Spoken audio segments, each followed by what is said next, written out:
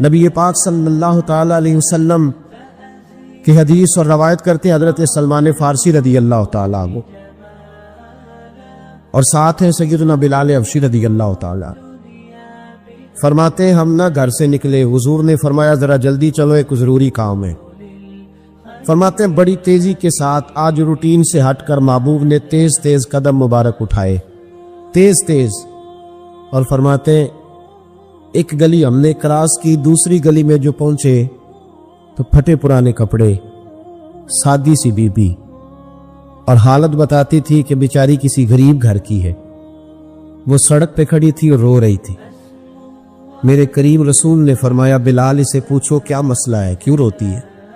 تو حضرت سلمان عرض کرتے ہیں میں نے کہا حضور میں پوچھ لیتا ہوں، آپ جائیے، کام بڑا ضروری ہے جو نکلے، میں معلومات کرتا ہوں۔ تو محبوب نے فرمایا نہیں، اس کے آنسو پوچھنے سے ضروری کوئی کام بھی نہیں، پہلے اس کی داد رسی ہوگی، اسے پہلے پوچھا جائے۔ روتے نہیں رہتے لوگ گھروں میں، لوگ گزر نہیں جاتے چپ کر کے، کتنے لوگ تڑپتے، کون احساس کرتا ہے؟ نبی پاک سید عالم صلی اللہ علیہ وسلم رکے اور اس خاتون سے پوچھا کیا بات ہے؟ اس نے کہا کہ بات کوئی بھی نہیں، میرا ایک ہی موٹا سا مسئلہ ہے۔ کہا وہ کیا؟ کہنے لگی میں غریب ہوں، اور غریبی بذات خود بہت بڑا گناہ ہوتی، لوگ بڑا جرم سمجھتے ہیں اس کو بذات خود۔ میں نے شروع میں کہا نا کہ مذہبی سٹیج کی بھی صدارت غریب آدمی نہیں کر سکتا، کیونکہ غریب جو ہوا جد کول دتھی ہونی انہیں نیڑے بیٹھنا ہے نا جی، جد کول نہیں انہیں تو پیچھے جا کے بیٹھنا ہے، اینڈ پہ اس کو کہڑا دتھی ہے۔ اس سٹیج پہ بھی غریب آدمی کی صدارت نہیں ممکن، ہو ہی نہیں سکتا۔ میرے رسول پاک سید عالم صلی اللہ تعالی علیہ وآلہ وسلم نے فرمایا پہلے اسے پوچھو کیا مسئلہ ہے۔ وہ کہنے لگی میں غریب ہوں، بوڑھی ہو گئی ہوں، ساری زندگی غلامی میں گزاری ہے، تیل لینے آئی تھی 5 دینار کا، بوتل میں تیل بھروایا ہے، اور اب بوڑھی ہوں نا تو کمر درد کرتی ہے، پیر پیچھے موڑا ہے تو میں گری ہوں، تیل زمین پی گئی ہے، اب زمین تو واپس نہیں کرتی، لیکن واپس جاؤں گی تو ایک یہودی عورت کی ملازمہ ہوں، وہ درے سے مارے گی، کھال ادھیڑ دے گی، میں بڑی پریشان ہوں، اب نہیں مار کھائی جاتی، ہڈیاں بوڑھی ہیں، قربان جاؤں۔ حضرت بلال کو حضور نے حکم دیا، فرمایا دوڑ کے گھر جا 5 دینار لا۔ فرماتے 5 دینار لائے، تیل خرید کے دیا، وہ پھر رونے لگی۔ فرمایا آپ کیوں روتی ہے؟ اس نے کہا بتایا نا غریب ہوں، غریب کا جرم کوئی نہیں ہوتا، لیکن پیس دیا جاتا ہے، پھر بھی مار تو اب بھی پڑے گی، اب کیوں پڑے گی؟ تو عرض کرنے لگی محبوبہ مار اس لیے پڑے گی کہ دیر سے کیوں آئی ہے۔ تو میرے کریم رسول اور وہ بی بی حضور ابھی آئے ہیں مدینہ طیبہ، امام یوسف صالحی فرماتے ابھی آئے تھے حضور، سبل الہدی والرشاد کے مصنف کہتے ابھی آئے تھے نبی پاک، وہ جانتی بھی نہیں تھی۔ تو سید عالم صلی اللہ تعالی علیہ وسلم نے فرمایا اچھا مار پڑے گی؟ کہا ہاں۔ او بھائی کونسلر جو کل آپ کو کہہ رہا تھا نا میں آپ کا خادم ہوں، کونسلر بے گناہ، بلکہ ہمارے SHO صاحب اگر چودھری پہ پرچہ آ جائے تو اس کو ٹیلی فون کر کے پوچھتے ہیں صاحب جی تہاڈے خلاف درخواست آئی ہے، کی کرنا ہے؟ تو غریب آدمی بیچارہ، اس کی غلطی یہ تھی کہ وہ غریب تھا تو اس نے ریڑھی لگا لی چوک میں، اس کو دبوچ کے لے گئے، تینوں پتہ نہیں اتنے نہیں کھلوئی دا، اس کے پاس کل انویسٹمنٹ ہی 5000 تھی، سارا لے گئے۔ پھر وہ کونسلر صاحب کے پاس چلا گیا، سر میرے نال چلے آدھے ذرا میں تھانے جانا ہے، انہوں نے کہا گڈی کرائی آ، پیسے ہیں نہیں ایویں تھانے جائیدا ہے۔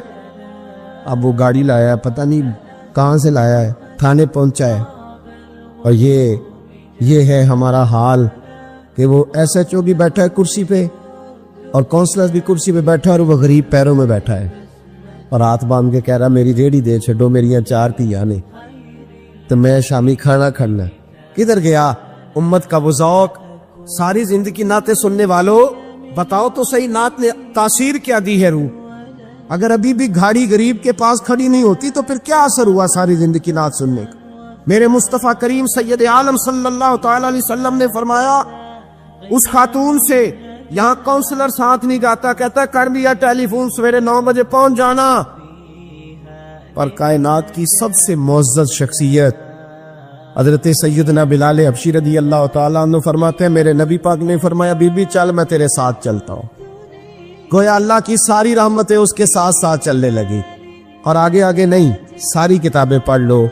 وہ پھٹے پرانے کپڑوں والی بی بی آگے آگے اور اللہ کے کریم رسول پیچھے پیچھے. ساری گلیاں اس نے پھرائی، مدینے کی صحرا آ گیا. ایک دروازے پہ دستک دی، سے مالکن آئی. وہ بی بی بعد میں کہتی ہے میں بھی بڑی ڈاڈی تھی، طاقت ہی نہیں تھی میرے سامنے کو کھڑا ہو سکے. لیکن جب میں باہر نکلی تو میں نے نور کے حالے میں لپٹی ہوئی ایک عظیم ہستی کو دیکھا. فرماتے محبوب کے گورے چٹے رنگ کے اوپر کالی زلفیں اور محبوب پاک کی مقدس آنکھیں جب تک بات کرتے رہے نظریں زمین پہ جھکی رہی. شرم و حیا والے رسول نے بڑے میٹھے، بڑے دھیمے، بڑے خوبصورت لہجے میں کہا. بریلی کے امام فرماتے نیچی نظروں کی شرم و حیا پہ درود. بڑے دھیمے لہجے میں فرمایا تیری نوکرانی ہے تیری. عورت کہتی ہے میں تو حضور کے جلووں میں محب ہو گئی کہ سادگی میں اتنا حسن میں نے دیکھا ہی نہیں. تیری نوکرانی ہے. کہا میرے محبوب نے فرمایا بیچاری کی غلطی کوئی نہیں، اسے مارنا نہ، اس سے تیل گر گیا تھا، نیا خریدتے دیر ہو گئی، رو رہی تھی تو میں سفارش کرنے آیا ہوں. وہ خاتون کہتی ہے کسی کی نہیں مانی تھی، پر محبوب کے جملوں میں تاثیر اتنی تھی ککھ سواد نہیں مشری اندر اسا کھنڈا می چکھ ڈٹھیاں انہاں ساریاں شیواں نالوں گلاں سجن دیا مٹھیاں.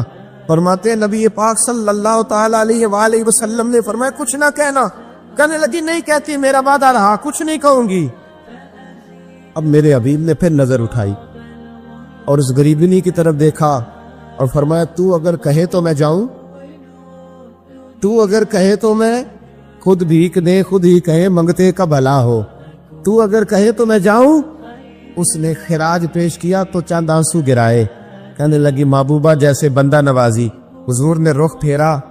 حضرت بلال کہتے میں پیچھے رہ گیا. میں پیچھے رہ گیا تو وہ دونوں بیبیاں دوڑ کے میرے پاس آئی. کہنے لگی بتا تو صحیح ہے کون، یہ بتا تو صحیح کون تھے. تو حضرت بلال کہنے لگی تم نہیں جانتے. جناب بلال فرمانے لگے یہی تو ہیں جنہیں اللہ نے سچا رسول بنا کے بھیجا ہے. بیبیاں دوڑ کے آئی. کہنے لگی محبوبہ دروازے تک آئے ہو تو خالی تو نہ لوٹاؤ، مہربانی فرماؤ ہمیں بھی کلمہ پڑھا دو. ایک واقعہ سناتا ہوں خواجہ معین الدین اجمیری کا. عطائے رسول ہند الولی حضرت خواجہ معین الدین اجمیری رحمت اللہ تعالی علیہ، میرے حضرت صاحب فرمایا کرتے ہیں ہم کتر قادری ہیں پر ہم کھل کے یہ بات مانتے ہیں کہ ہندوستان کے بادشاہ کا نام معین الدین اجمیری ہے. یہ ببانگے دول مانتے ہیں. بہرحال ہند الولی حضرت خواجہ ہے اجمیری ہے. خواجہ اجمیری جب نئے نئے آئے نا یہاں اجمیر شریف میں، آپ نے خیمہ لگایا تھا، کپڑے کا خیمہ لگا کے اس میں رہتے تھے. تو ایک نوجوان تھا وہ باہر رہتا تھا اجمیر سے، تو وہ آیا کچھ دنوں کے لیے، پڑھائی سے فارغ ہو کے، اجمیر کا رہنے والا تھا لیکن باہر رہتا تھا. جب یہاں آیا نا وہ عصر کے بعد وہ گزرتا خواجہ اجمیری کے خیمے کے سامنے سے، جھونپڑی کے سامنے سے، تو خواجہ صاحب عصر کے بعد بیٹھ کے رویا کرتے تھے. عاشق دا کام نہیں رونا تونا، بنا روئے نہیں منظوری، اے عاشق سدا ہی روندا رہندا پاویں وصل ہوئے تے پاواں دوری. رویا کرتے.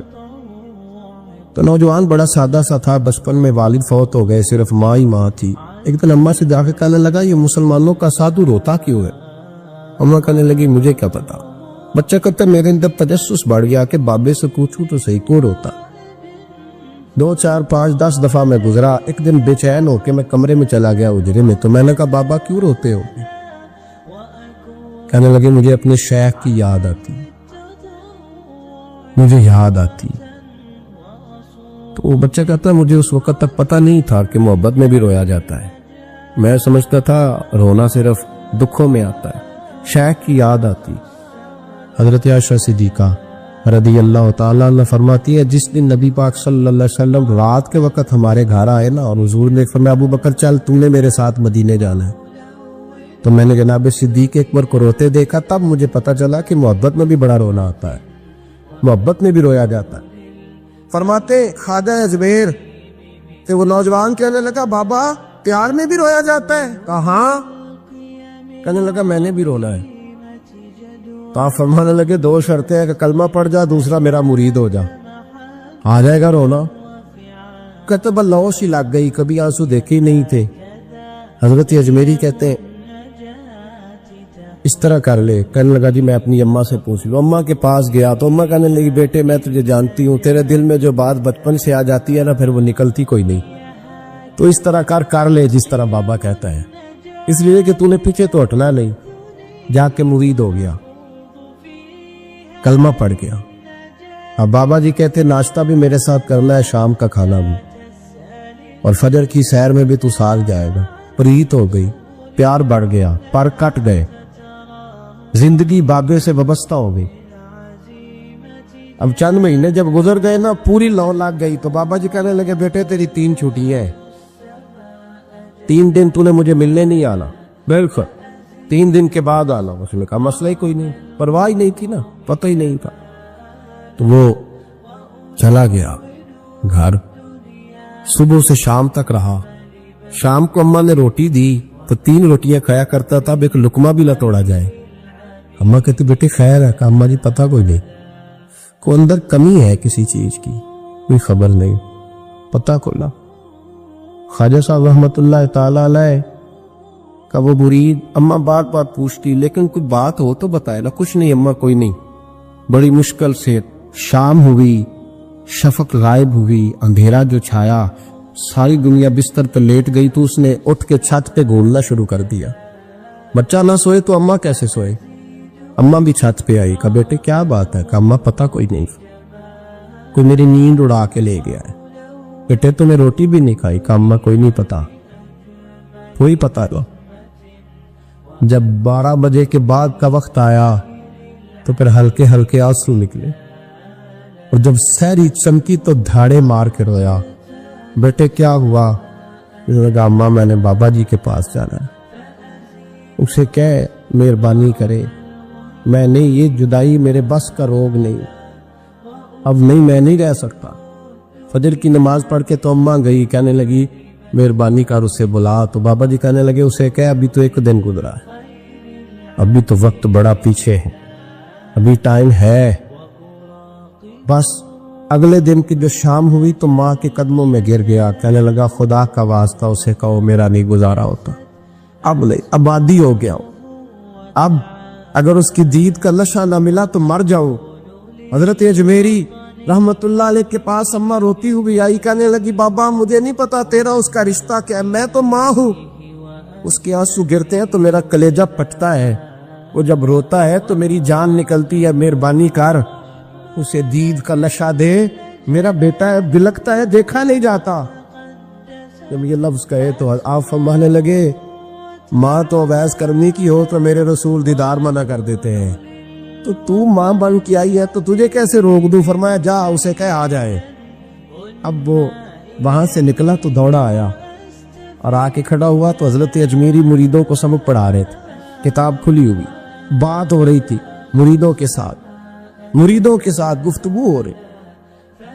وہ آ کے کھڑا ہو گیا, ایک نظر یوں اٹھائی تو دروازہ, بڑی دیر سے کھڑا, یوں نظر اٹھائی اس کی طرف دیکھا, بس دیکھا ہی تھا کہ وہ دھاڑے مار کے رونے لگا. تو حضرت اجمیری نے مسکرا کے ایک جملہ کہا, فرمایا پتہ چل گیا محبت میں بھی رونا آیا کرتا ہے. پتہ چل کے دوڑ کے قدموں میں آیا. تو پھر لوگ کہتے ہیں جب وہ آیا نا تو آنسو حضرت اجمیری کے بھی نکل گئے, رو پڑے, آہیں نکلی. فرمانے لگے بیلیا رات سویا نہیں نا. کہا حضور نہیں. فرمایا میں بھی نہیں سویا. تو اگر بیدار تھا تو کل شام روٹی نہیں نہ کھائی. حضور نہیں کھائی. فرمایا میں نے بھی کوئی نہیں کھائی. یہ محبت 2 طرفہ ہوتی ہے, یک طرفہ تھوڑی ہوتی. اگر تو نے نہیں کھائی تو میں نے کب کھائی. میرے بھائی ہمارے مشائخ نے محبت کی زنجیروں میں باندھا مریدوں, وہ بند کا گزارے ہی نہیں ہوتے تھے, وقت ہی نہیں گزرتا, صبح اور شام میں وابستہ رہتی تھی, کوئی پابندی نہیں تھی ان پر, ان کی طرف سے کوئی جبر نہیں تھا. لیکن یہ غنگ, یہ انداز, یہ ڈھنگ, پھر جو شیخ کی یاد میں رونا سیکھ جاتا تھا نا اس کے لیے مدینے کی یاد میں رونا آسان ہو جاتا. اعلیٰ حضرت نے کتاب لکھی الامن والعلا, اس میں آپ فرماتے ہیں جو حضور کی پناہ میں آ جاتا ہے نا وہ بچ جاتا ہے. اللہ کرے آپ کو سمجھ آئے میری بات کی. جو حضور کی پناہ میں آ جاتا ہے وہ, جو دنیا دار رہتا ہے, مالدار رہتا ہے, حضور کی پناہ میں نہیں آتا وہ بے سکون رہتا ہے. فرماتے یہاں دنیا میں بھی حضور کی پناہ میں آ جاؤ, آج لے ان کی پناہ. اور آج دلیل آپ نے ابن ماجہ کی حدیث لکھی ہے, حضرت تمیم داری حدیث کے راوی ہیں, اعلیٰ حضرت نے لکھی ہے. فرماتے ہیں جو حضور کی پناہ میں آیا بچ گیا. دلیل دیتے ہیں, فرمایا انسان جانور بھی آتے تھے تو بچ جاتے. حضرت تمیم داری رضی اللہ تعالیٰ عنہ فرماتے ہیں کہ ہم کھڑے تھے, ایک اونٹ دوڑتا ہوا آیا. نبی کریم صلی اللہ علیہ وسلم کے پہلے اس نے قدموں پہ سجدے کیے. صحابہ کہنے لگے حضور ہمیں بھی اجازت دیں. فرمایا وہ تو بے زبان ہے, اسے تو پتہ کوئی نہیں, پیش نظر ہے وہ نو بہار, سجدے کو دل ہے بے قرار, روکیے سر کو روکیے یہی تو امتحان ہے. فرمایا اسے کیا پتا, تم تو مکلف ہو شریعت کے, تمہیں اجازت نہیں ہے. اور اعلیٰ حضرت نے 2 ٹوک لکھا ہے, فرمایا سوائے خدا کے کسی کو تعظیمی سجدہ بھی حرام ہے. یہ نوٹ کر لیں میری بات. اور اعلیٰ حضرت نے فتاوی رضویہ میں لکھا ہے کسی قبر پہ جاؤ تو 4 ہاتھ دور کھڑے رہو. اللہ کرے آپ کو سمجھ آئے. کتنے ہاتھ؟ 4 ہاتھ دور کھڑے رہو, سورۃ فاتحہ پڑھو, درود شریف پڑھو, جس قبر پہ گئے ہو ان کی روح کو اصال ثواب کرو, ان کے وسیلے سے دعا مانگو. اعلیٰ حضرت فرماتے ہیں قبر کو سجدہ بالاتفاق حرام ہے, طواف قبر کا کرنا بالاتفاق حرام ہے. بوسہ لینے میں اختلاف ہے کہ جائز ہے کہ ناجائز ہے, لیکن بوسے سے بھی چونکہ شک پڑتا ہے تو فرماتے ہیں احمد رضا کی رائے یہ ہے کہ بوسہ لینے سے بھی بچا جائے. وہ آ گیا تو اس سے اگلی باتیں کرتا ہے, بس خاموش رہ, باادب رہ اور پیچھے رہ. تو حضرت تمیم داری کہتے ہیں یہ حدیث اعلیٰ حضرت نے لکھی ہے لمن والعلا میں. فرماتے ہیں کہ اونٹ نے پہلے سجدہ کیا, قدم چومے, پھر اس نے حضور کے کان میں کوئی بات کہی. روزے دے دوالے نے غلاماں دیاں ٹولیاں, ایک پیا سندا کروڑاں دیاں بولیاں. یعنی اونٹ نے بات کی تو حضور نے وہ بھی سن لی. اعلیٰ حضرت کہتے ہیں جو پناہ میں آتا ہے بچ جاتا ہے. کہتے ہیں رسول کریم نے نا اونٹ کی پشت پہ ہاتھ پھیرا اور اللہ کے محبوب فرمانے لگے فکر نہ کر, اب تو آ گیا ہے نا, تو جیسے تو کہے گا ویسے ہی ہو جائے گا, جیسے تو کہے گا ویسے ہی. ابن ماجہ میں موجود ہے, پر میں چونکہ فاضل بریلوی رحمت اللہ علیہ کی کتاب سے پیش کر رہا ہوں الامن والعلا سے, تو میں اسی انداز میں پیش کر رہا ہوں جس انداز میں وہاں ہے. حضرت تمیم داری کہتے ہیں کہ ہماری سمجھ میں بات کوئی نہ آئی. تھوڑی دیر گزری تو کچھ لوگوں نے ہاتھوں میں رسیاں پکڑی ہیں, خنجر پکڑے ہیں, دوڑے آئے, یا رسول اللہ یہ ہمارا اونٹ ہے. حضرت تمیم داری کہتے ہیں میں نے دیکھا کہ جب وہ آ گئے نا خنجر لے کے تو اونٹ حضور کے پیچھے چھپ گیا. آج لے ان کی پناہ, آج مدد مانگ ان سے, وہ حضور کے پیچھے چھپ گیا. تو کہتے ہیں کہ نبی کریم صلی اللہ تعالی علیہ وسلم نے فرمایا کیا مسئلہ ہے بھائی؟ یا رسول اللہ ہمارا اونٹ ہے. ذبح کرنے لگے تھے دوڑا ہے. تو حضور فرمانے لگے وہ تو تمہاری شکایت کر رہا ہے. وہ کہتا ہے یا رسول اللہ میں نے برسوں ان کی نوکری کی, برسوں میں نے بڑی نوکری کی. صحیح کہتا ہے یا رسول اللہ؟ ٹھیک کہتا ہے. حضور اب بوڑھا ہو گیا ہوں, تھوڑا زیادہ بوجھ نہیں اٹھا سکتا, تو مجھے ذبح کر کے کھانا چاہتے ہیں, میں مرنا نہیں چاہتا. نبی کریم فرمانے لگے اچھے لوگ یہ صلہ دیتے ہیں. انہوں نے عرض کی حضور آپ حکم کر دیں, ہم اس کو چھوڑ دیتے ہیں یا رسول اللہ, نہیں ذبح کریں گے, خدمت کریں گے. حضور فرمانے لگے نہیں, اب میرے پاس آیا ہے نا, اب میں نے واپس نہیں کرنا.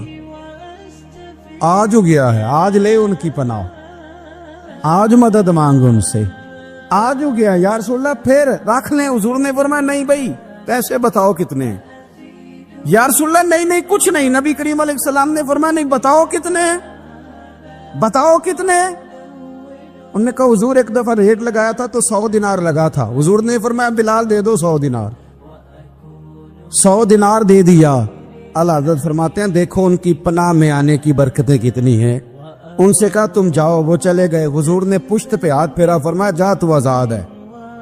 حضرت تمیم داری کہتے ہیں وہ پہلے گیا پھر پلٹ کے آیا.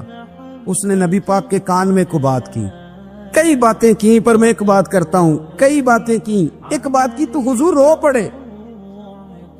اونٹ چلا گیا, ہم نے عرض کی حضور یہ کیا کہہ گیا ہے؟ تو محبوب فرمانے لگے یہ کہہ گیا یا رسول اللہ جس طرح آپ نے مجھے چھری سے بچایا ہے, میں دعا کرتا ہوں اللہ آپ کی امت کو جہنم سے محفوظ فرمائے. اللہ جہنم سے بچائے آپ کی امت, اس طرح مجھے چھری سے آپ نے محفوظ کیا. اعلیٰ حضرت فرماتے کن چکروں میں پڑے ہوئے ہو, کن چکروں میں؟ पैसों की पनाह लेते हो, ओहदों के पीछे छुपते हो, दौलत के पीछे छुपते हो, ताल्लुकात के पीछे छुपते हो, पर मैं मुसीबत आएगी तो ये सारे हट जाएंगे। अगर पनाह लेनी है तो मदीने वाले महबूब की पनाह लो, दरवाजे रसूल पे आओ, नबी करीम की बारगाह में झुको, हुजूर से प्यार करो। नबी करीम अलैहिस्सलाम से कहने लगा, हम सारे आपस में हैं, बरादरी है, कबीला है, एक शहर है, फिर भी लड़ाइयाँ शुरू हो गई हैं। जो आपका कलमा पढ़ते हैं वो अलग हो गए, जो हमारे माज़अल्लाह तरीके पे हैं वो अलग हैं। तो कोई बातचीत ना कर लें बैठ के, तो हुजूर ने फरमाया करो ना। कहने लगा, अगर आप सरदारी चाहते हैं तो हम देते हैं, और अगर आप मालो दौलत चाहते हैं तो माज़अल्लाह हम देते हैं। जो आप कहते हैं हम करते हैं। किसी तरह का भी आपका मुतालबा है तो हम पूरा करने को तैयार हैं, तो आप बता दें हम वो कर देते हैं। वो बड़ी उसने लंबी चौड़ी तकरीर की, जितनी आफरे गिना सकता था गिनवाई। करीम खामोश रहे। जब उसकी बात पूरी हो गई तो हुजूर फरमाने लगे, मैं भी कुछ बोलूं? कहने लगा, बोलने। मेरे नबी पाक ने कुरान पाक पढ़ना शुरू कर दिया। चंद आयतें पढ़ी, खड़ा था, बैठ गया, फिर उठ पड़ा। कभी उधर जाता है, कभी इधर आता है। हुजूर ने तिलावत खत्म की, कहा कोई बात करनी है? कहने लगा, नहीं, मुझे इजाजत दे दे। वापस गया। जब गया ना तो अबू जाल दूर से देख के कहने लगा, जो गया था वो तो उतबा था, और ये जो आ रहा है ये कोई और है, ये कोई और है, ये वो नहीं है जो गया था। वापस आया तो कहा, क्या तय हुआ? कहने लगा, यार तय क्या करना है, मैंने शायर भी देखे, काहिन भी देखे, जादूगर भी देखे, मैंने जमाना घूमा है, पर जो कुरान वो पढ़ते हैं वो बंदे का कलाम नहीं, वो रब करीम का ही कलाम है, वो अल्लाह का कलाम है। तुम नहीं मुकाबला कर सकते, तुम बाहर आ जाओ, वो तुम्हारे बस की बात नहीं।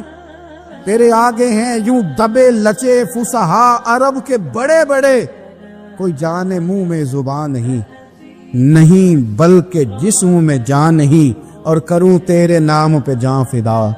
न बस एक जान दो जहां फिदा, मेरा दो जहां से भी नहीं जी भरा, मैं करूं क्या करोड़ों जहां नहीं। तो फैल बिन अमर दोसी मक्का शरीफ आए तजारत के लिए, पहले भी आया करते थे। कहते हैं मैं बेहतरीन शायर था, मक्के आया, सामान बेचता था, कुछ खरीद के ले जाता था। अबू जाल मुझे कहने लगा, तू हमारा दोस्त है, पुराना सज्जन है, तेरा आना जाना है, और तुझे यहाँ इस शहर में चूंकि तू हमारा मेहमान है तो हर बात से आगाह करना हमारा जिम्मेदारी है। यहाँ एक शख्स है मोहम्मद इब्ने अब्दुल्ला, मोहम्मद इब्ने अब्दुल्ला सल्लल्लाहु तआला अलैहि वसल्लम ऐलान नबूवत करते हैं, और माज़अल्लाह शायर हैं, जादूगर हैं, उनकी तूने बात नहीं सुननी। कहता, मैंने कहा मुझे क्या जरूरत है, मैंने चंद हफ्ते ठहरना है, माल बेचना है, कुछ खरीदना, चले जाना है, मुझे क्या जरूरत है। कहा, अच्छा मैं नहीं सुनूंगा बात। कहता, मुझे नजर आए कई दफा हुजूर, और जहां हुजूर होते थे मैं करीब ही नहीं जाता था।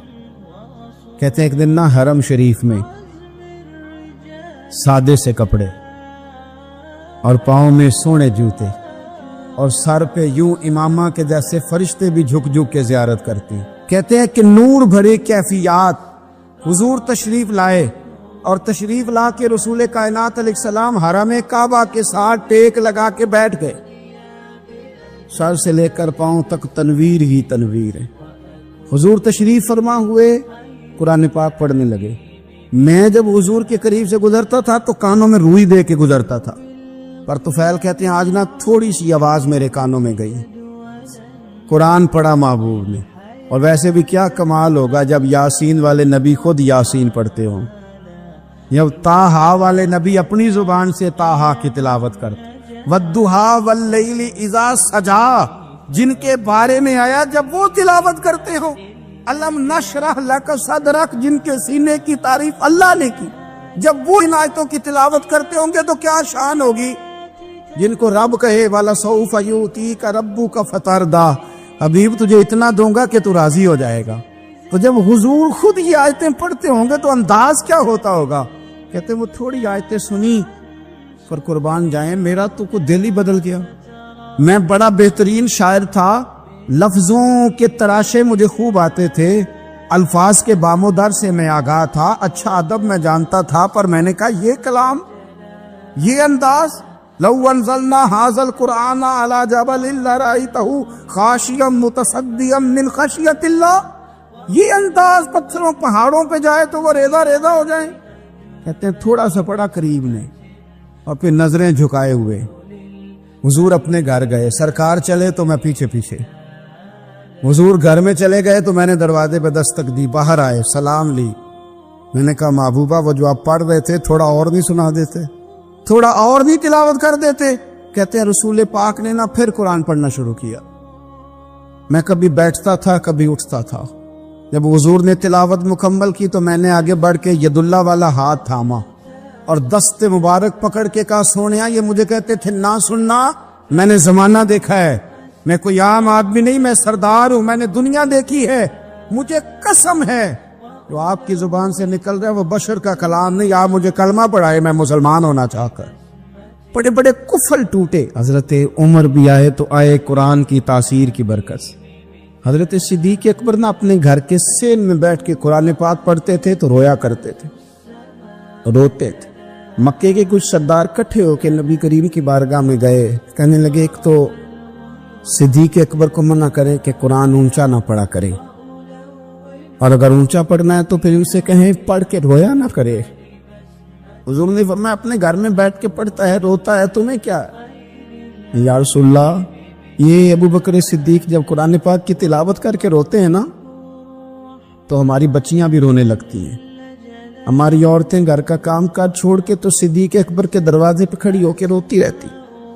حضور ان سے کہیں یہ قرآن سے جو شغف ہے ان کا، کہاں گئے مسلمان جو قرآن پڑھنے والے تھے، کدھر گئے؟ سارا کچھ ہی ہمارا موبائل لے گیا. میں کس طرح یہ بات بیان کروں کہ کچھ لوگوں نے رمضان میں بھی قرآن پاک ایک بھی ختم نہیں کیا، رمضان شریف میں بھی ایک قرآن پاک کی توفیق نہیں ہوئی. لے گیا سارا کچھ، ہماری خوش گپیاں. کمال ہو گئی، ہم نے سوچا ہی نہیں، فکر ہی نہیں کی. سنگیو واپس آؤ، قرآن پاک سے پیار کرو، قرآن پاک سے محبت کرو، قرآن کی تعلیم حاصل کرو. لوگ کہتے ہیں میں بوڑھا ہو گیا ہوں، زبان موٹی ہو گئی ہے، قرآن کیسے سیکھوں؟ 38.5 سال کی عمر میں کلمہ پڑھا حضرت صدیق اکبر نے.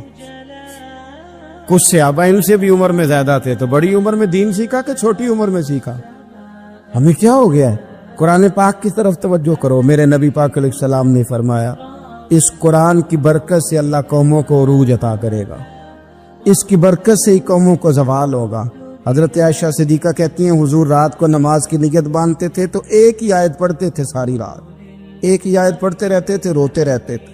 اور جب حضور روتے تھے تو جس طرح ہنڈیا ابلے تو آواز آتی ہے، اس طرح حضور کے سینے سے آواز آتی تھی. جبیر بن مطعم کہتے ہیں میں بدر کے قیدیوں کے بارے میں بات کرنے آیا حضور سے، نبی پاک مغرب کی جماعت کرا رہے تھے. جب میں مدینے پہنچا تو مسجد نبوی کے باہر کھڑے ہو کے میں نے حضور کی تلاوت سنی. فرماتے بس میں تو بات کرنے آیا تھا نا، تو وہ آیتیں سنی تو مجھے یوں لگا مجھ پہ بجلیاں گر رہی. کون ہے جو میرے دل کے کفر اور کفل دھو رہا ہے؟ بس قرآن سنتا گیا اور رب مجھے ایمان کی توفیق عطا فرماتا گیا. میں نے کلمہ پڑھ لیا، مسلمان. قرآن ہی ہمارے ہر مسئلے کا حل ہے. میں کیا کروں؟ قرآن پڑھتے ہیں ہمارے ہاں پر قبروں پہ پڑھا جاتا ہے، پر ختموں پہ. کیا قرآن پاک کا یہ حق نہیں تھا کہ وہ شادی والے دن بھی پڑھا جاتا؟ کیا قرآن پاک کا یہ حق نہیں تھا کہ وہ اسمبلی میں بھی پڑھا جاتا؟ قرآن پاک نہ شکایت کر رہا ہے، شکایت کرتا ہے کہ ان لوگوں نے نا مجھے ختموں پہ پڑھا ہے، اسمبلی میں نہیں پڑھا. وزیر اعظم کے خطاب سے پہلے تلاوت ہوتی ہے تو یہ تلاوت کے بعد یہ اعلان کیوں نہیں کرتے کہ ہم کریں گے وہ جو قرآن کہے گا؟ صدر کے خطاب سے پہلے تلاوت کراتے ہو تو یہ کیوں نہیں کہتے کہ اب ہوگا وہ جو قرآن کہہ رہا ہے؟ اسمبلی کا اجلاس تلاوت قرآن پاک سے شروع کرتے ہو تو یہ بھی تو کہو نا قرآن کے مطابق فیصلے ہوں گے. عدالتوں میں قسمیں اٹھانے کے لیے قرآن رہ گیا ہے، اس پہ ہاتھ رکھ کے کہو جو کہوں گا سچ کہوں گا. آج کے بعد وکیل بھی ہاتھ رکھے نا قرآن پاک پہ، جج بھی ہاتھ رکھے قرآن پاک، گواہ بھی رکھے، ملزم بھی رکھے اور مدعی بھی بتائے کہ اس نے پرچہ صحیح درج کرایا ہے، اس نے صحیح درج کرایا ہے، نام صحیح لکھوائے، اور یہ سارے بتائیں جج سے لے کر ملزم تک کہ ہم فیصلہ وہ کریں گے جو قرآن پاک نے ہمیں کہا. صرف قسموں کے لیے رہ گیا. 2 صورتیں پڑھنی نہیں آتی اور تم بیچ میں قرآن پاک کو لا کے قسمیں اٹھاتے ہو. وہ تاجر جو دکان شروع کرنے سے پہلے تلاوت کراتا ہے، کس لیے کراتا ہے؟ کہ میں تجارت قرآن پاک کے مطابق کراؤں گا، اس لیے کراتا ہے. وہ تو کہتا ہے ذرا دکان صحیح چلے، ذرا برکت آ جائے. برکت نری تلاوت کرانے سے نہیں آئے گی، قرآن کے مطابق تجارت کر، پھر زیادہ برکت آئے گی. نبی پاک صلی اللہ تعالی علیہ وسلم کی حدیث اور روایت کرتے ہیں حضرت سلمان فارسی رضی اللہ تعالیٰ عنہ، اور ساتھ ہیں سیدنا بلال حبشی رضی اللہ تعالیٰ. فرماتے ہیں ہم نہ گھر سے نکلے، حضور نے فرمایا ذرا جلدی چلو، ایک ضروری کام ہے. فرماتے ہیں بڑی تیزی کے ساتھ آج روٹین سے ہٹ کر محبوب نے تیز تیز قدم مبارک اٹھائے، تیز تیز. اور فرماتے ہیں ایک گلی ہم نے کراس کی، دوسری گلی میں جو پہنچے تو پھٹے پرانے کپڑے، سادی سی بی بی، اور حالت بتاتی تھی کہ بیچاری کسی غریب گھر کی ہے. وہ سڑک پہ کھڑی تھی اور رو رہی تھی. میرے کریم رسول نے فرمایا بلال اسے پوچھو کیا مسئلہ ہے، کیوں روتی ہے؟ تو حضرت سلمان عرض کرتے ہیں میں نے کہا حضور میں پوچھ لیتا ہوں، آپ جائیے، کام بڑا ضروری ہے جو نکلے، میں معلومات کرتا ہوں. تو محبوب نے فرمایا نہیں، اس کے آنسو پوچھنے سے ضروری کوئی کام بھی نہیں، پہلے اس کی داد رسی ہوگی، اسے پہلے پوچھا جائے. روتے نہیں رہتے لوگ گھروں میں، لوگ گزر نہیں جاتے چپ کر کے، کتنے لوگ تڑپتے، کون احساس کرتا. نبی پاک سید عالم صلی اللہ علیہ وسلم رکے اور اس خاتون سے پوچھا کیا بات ہے؟ اس نے کہا کہ بات کوئی بھی نہیں، میرا ایک ہی موٹا سا مسئلہ ہے. کہا وہ کیا؟ کہنے لگی میں غریب ہوں، اور غریبی بذات خود بہت بڑا گناہ ہوتی، لوگ بڑا جرم سمجھتے ہیں اس کو بذات خود. میں نے شروع میں کہا نا کہ مذہبی سٹیج کی بھی صدارت غریب آدمی نہیں کر سکتا، کیونکہ غریب جو ہوا جد کول دتھی ہونی انہیں نیڑے بیٹھنا ہے نا جی، جد کول نہیں انہیں تو پیچھے جا کے بیٹھنا ہے، تے اس کو کہڑا دتھی ہے. اس سٹیج پہ بھی غریب آدمی کی صدارت نہیں ممکن ہو ہی نہیں سکتا. میرے رسول پاک سید عالم صلی اللہ تعالی علیہ وآلہ وسلم نے فرمایا پہلے اسے پوچھو کیا مسئلہ ہے. وہ کہنے لگی میں غریب ہوں، بوڑھی ہو گئی ہوں، ساری زندگی غلامی میں گزاری ہے، تیل لینے آئی تھی 5 دینار کا، بوتل میں تیل بھروایا ہے، اور اب بوڑھی ہوں نا تو کمر درد کرتی ہے، پیر پیچھے موڑا ہے تو میں گری ہوں، تیل زمین پی گئی ہے، اب زمین تو واپس نہیں کرتی، لیکن واپس جاؤں گی تو ایک یہودی عورت کی ملازمہ ہوں، وہ درے سے مارے گی، کھال ادھیڑ دے گی، میں بڑی پریشان ہوں، اب نہیں مار کھائی جاتی، ہڈیاں بوڑھی ہیں، قربان جاؤں. حضرت بلال کو حضور نے حکم دیا، فرمایا دوڑ کے گھر جا 5 دینار لا. فرماتے 5 دینار لائے، تیل خرید کے دیا. وہ پھر رونے لگی. فرمایا آپ کیوں روتی ہے؟ اس نے کہا بتایا نا غریب ہوں، غریب کا جرم کوئی نہیں ہوتا، لیکن پیس دیا جاتا ہے، پھر بھی مار تو اب بھی پڑے گی، اب کیوں پڑے گی؟ اور اس کرنے لگی محبوبہ مار اس لیے پڑے گی کہ دیر سے کیوں آئی ہے. تو میرے کریم رسول اور وہ بی بی حضور ابھی آئے ہیں مدینہ طیبہ. امام یوسف صالحی فرماتے ابھی آئے تھے حضور، سبل الہدی والرشاد کے مصنف کہتے ابھی آئے تھے نبی پاک، وہ جانتی بھی نہیں تھی. تو سید عالم صلی اللہ تعالی علیہ وسلم نے فرمایا اچھا مار پڑے گی؟ کہاں؟ او بھائی کونسلر جو کل آپ کو کہہ رہا تھا نا میں آپ کا خادم ہوں، کونسلر بے گناہ، بلکہ ہمارے ایس ایچ او صاحب اگر چودھری پہ پرچہ آ جائے تو اس کو ٹیلی فون کر کے پوچھتے ہیں صاحب جی تہاڈے خلاف درخواست آئی ہے، کی کرنا ہے؟ تو غریب آدمی بیچارہ، اس کی غلطی یہ تھی کہ وہ غریب تھا تو اس نے ریڑھی لگا لی چوک میں، اس کو دبوچ کے لے گئے. تینوں پتہ نہیں اتنے نہیں کھلوئی دا. اس کے پاس کل انویسٹمنٹ ہی 5000 تھی، سارا لے گئے. پھر وہ کونسلر صاحب کے پاس چلا گیا، سر میرے نال چلے آ جائے ذرا، میں تھانے جانا. انہوں نے کہا گڈی کرائی آ، پیسے ہیں نہیں، ہمیں تھانے جائیے. اب وہ گاڑی لایا، پتہ نہیں کہاں سے لایا ہے، تھانے پہنچا ہے. اور یہ ہے ہمارا حال کہ وہ ایس ایچ او بھی بیٹھا ہے کرسی پہ اور کونسلر بھی کرسی پہ بیٹھا ہے اور وہ غریب پیروں میں بیٹھا ہے.